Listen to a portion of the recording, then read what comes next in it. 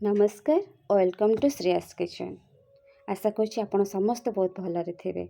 पूर्व वीडियो आम कि चोपार उपकारिता विषय आलोचना करते। आज आलोचना आम करवा मूला शाग और भुंडीर उपकारिता। मूला को आम प्राय दैनंदिन जीवन में समस्त व्यवहार कर विशेष शीत दिन यार व्यवहार बहुत होता है। कंचा मूला अनेक सालाड्रे व्यवहार करती।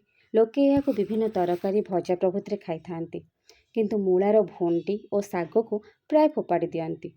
शाग को किछि लोक भाजिकी भी खाई थांती।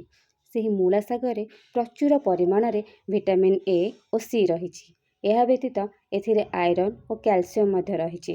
ଶାଗ କଥା ତ ଛାଡ଼ନ୍ତୁ, ମୂଳାର ଉପର ଅଂଶ ବା ଭଣ୍ଡିଟିକୁ କିଏ କେବେ ବି ଖାଇ ନଥିବେ।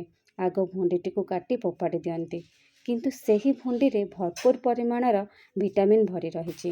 ମୂଳାର ଶାଗ ଓ ଭଣ୍ଡିଟିକୁ ଆମେ ନ ଫୋପାଡ଼ି ଯଦି ରାନ୍ଧି ଖାଇବା, ତେବେ ଆମ ଦୃଷ୍ଟିଶକ୍ତି ପ୍ରଖର ହେବା ସହ ଆମେ ରକ୍ତହୀନତାର ମଧ୍ୟ ରକ୍ଷା ପାଇପାରିବା।